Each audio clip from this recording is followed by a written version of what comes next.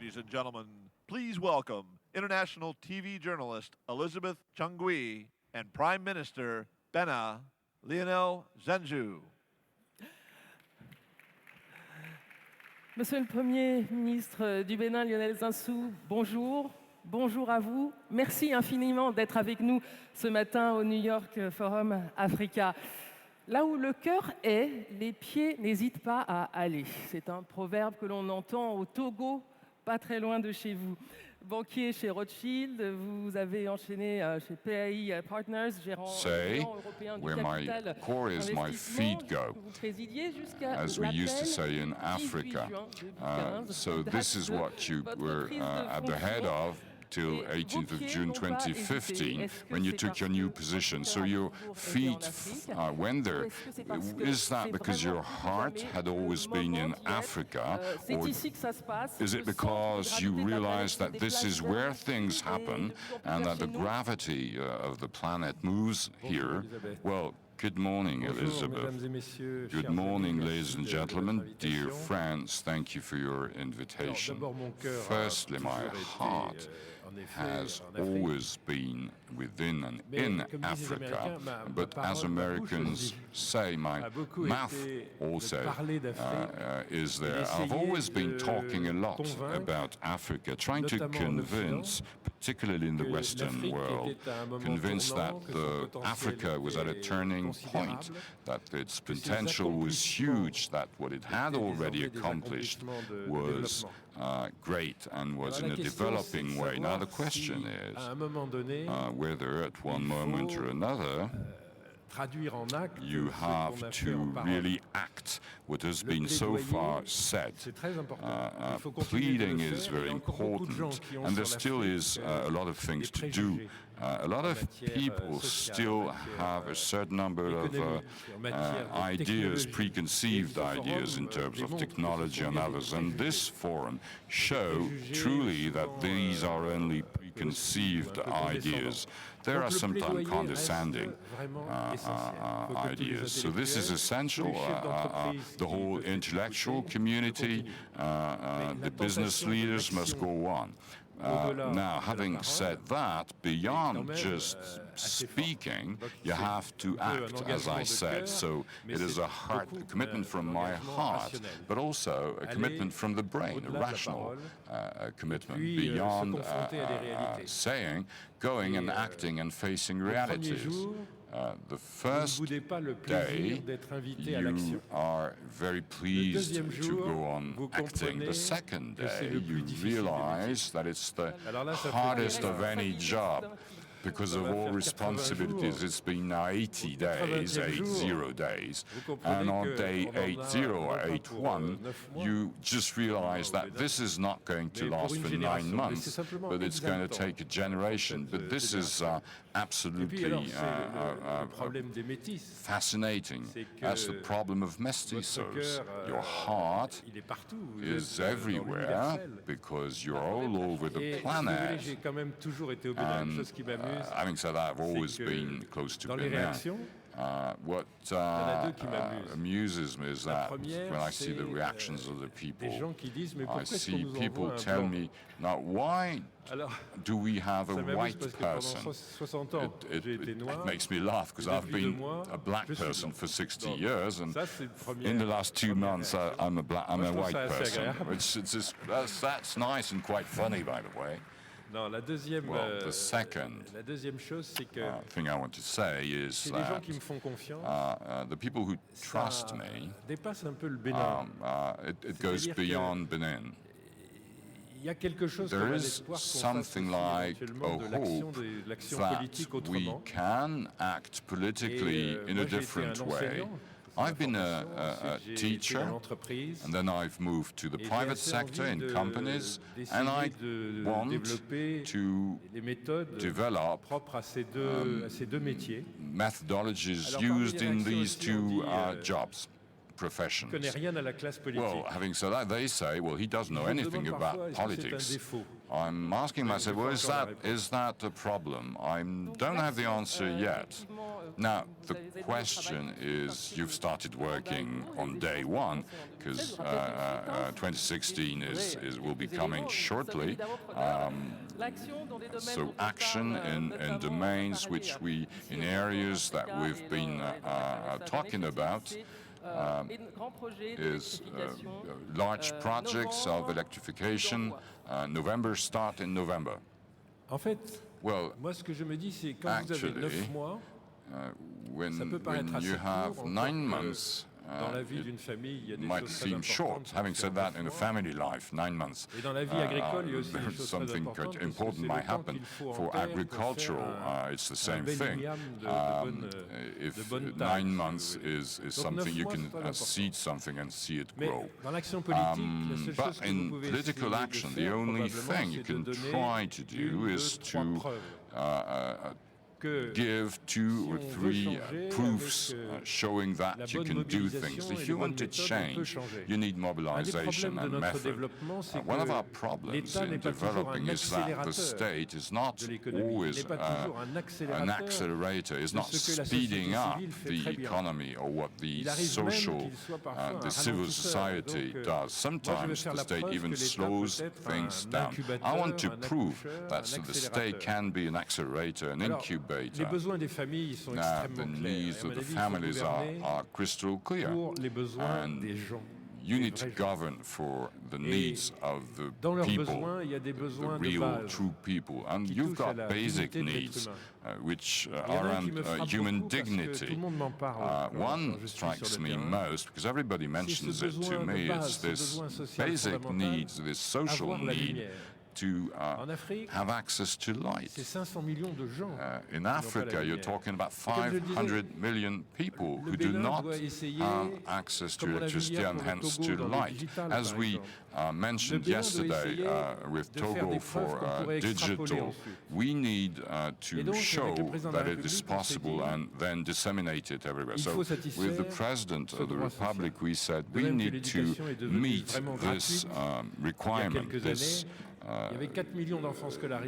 some years ago, you had only 4 million of kids going to school, and then because we decided you had 10% more next week. So the fundamental need is light and electricity. So we tried with other technologies, less expensive, solar energies, to bring light, deliver light everywhere. So rather than spending 2 years to fund and then 5 years to start and get the capital, and then 7 years to realize that we've done only a third of it. We said we're going to go for 6 months for a certain percentage of the families, and we'll see how this works. And we're going to fund that on national resources and refund it after. I believe that time in political action is of utmost importance, and the state must live at the rhythm of the young generation, at the rhythm of the civil society, at the rhythm of the companies, at the same pace of the challenges and emergencies we are facing. In fact, state must be in a state of emergency regarding the fundamental needs. This is the only proof I'd like to show. I'd like us to do this for electricity for all, but let's be realistic. Electricity starting by lighting. Then phase 2 will be electricity, which will allow to have access to TV, to all types of machines, sewing machines, craftsmanship, etc.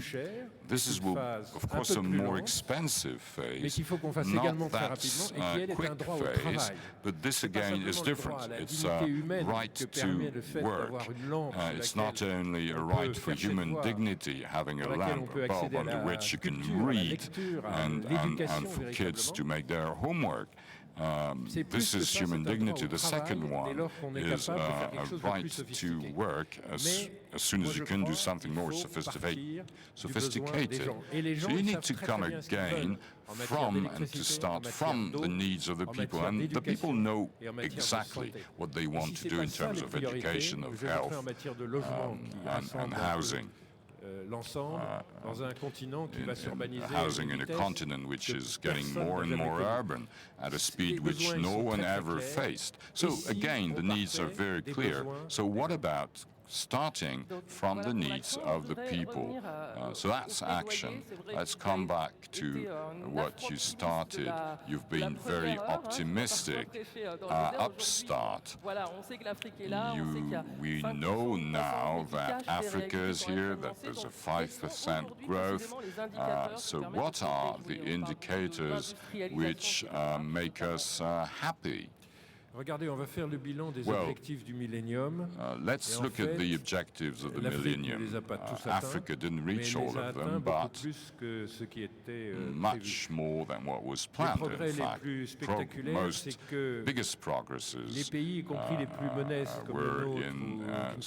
happened in small countries like ours, which had GDP per capita which was slow. Progressed very much on alphabetization rate. We have a lot of qualitative rates in professional training, in linking training and work. If, for instance, we hadn't progressed a lot with young girls' education, we couldn't even ask the question of the quality of the education and schools. So this is a fundamental indicator. Mortality ratio also is important. As you know, demographic growth in Africa, mortality rate was considered as, demographic rate was considered as a burden a few years ago, but now we realize that this is a true driver for growth. It is a true driver for sustained growth. Why is that? Because the quality of life has increased, and death doesn't take its toll as much as it did.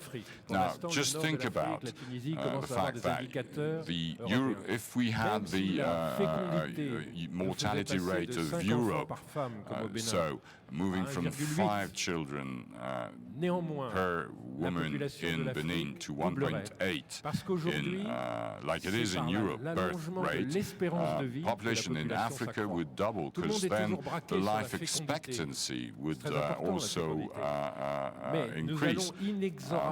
But it is, anyway, whatever you look at the figures like, we will double our population, and this is very important.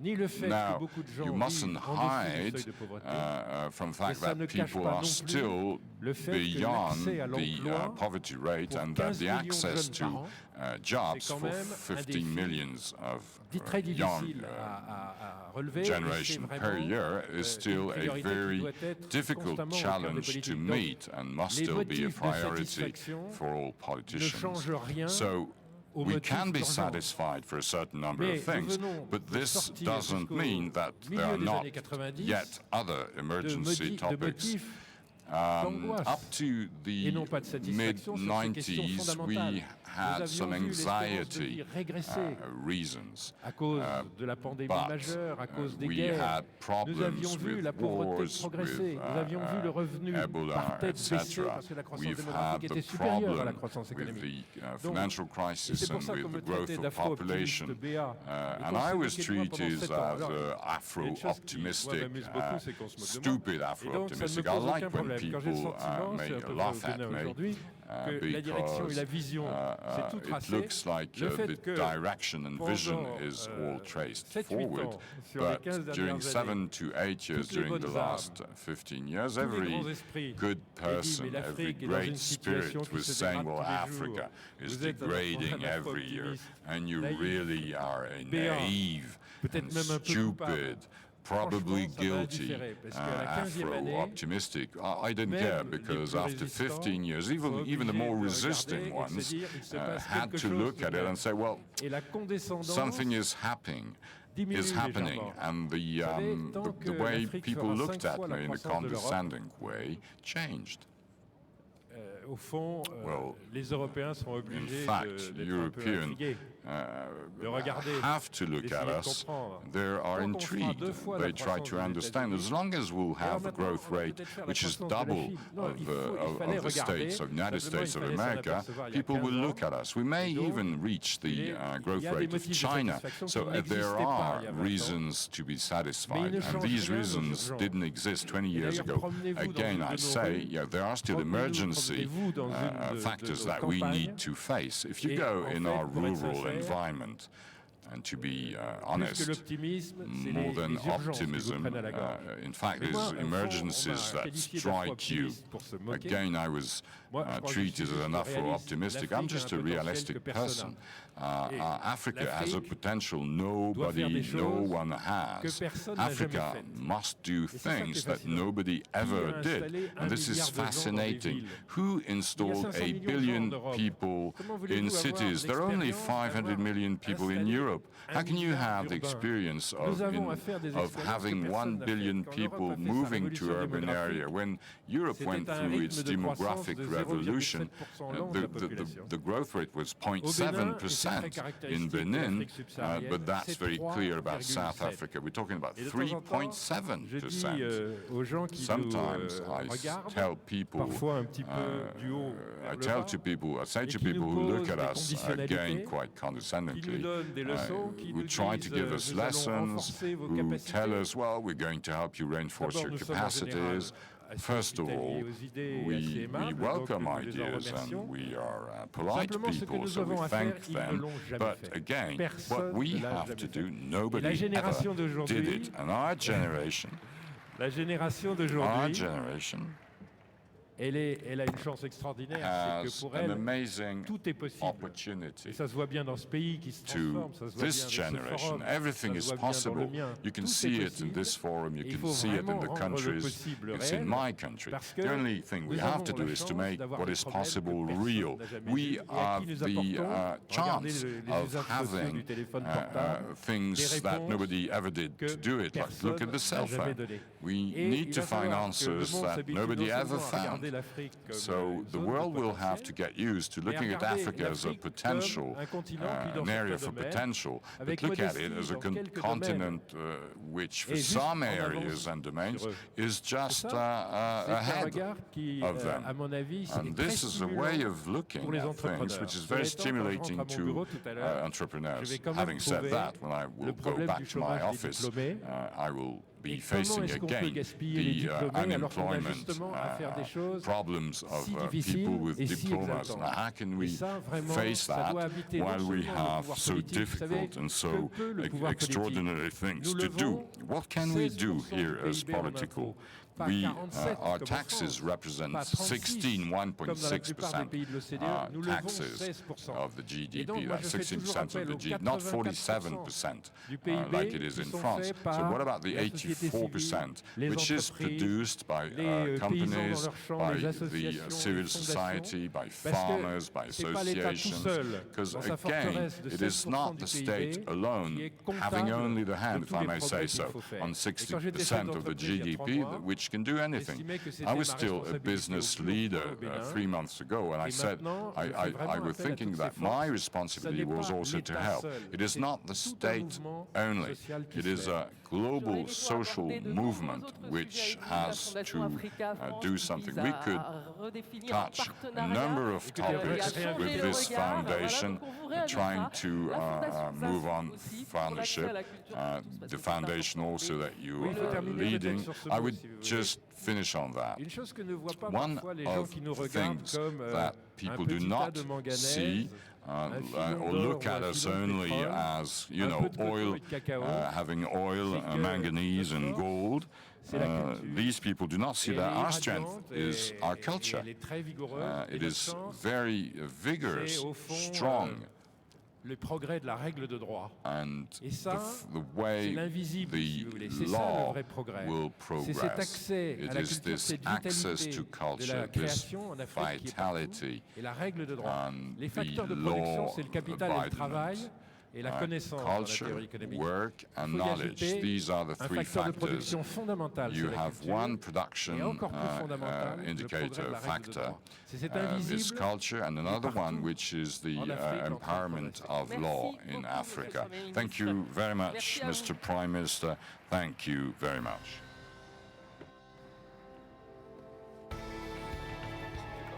Merci.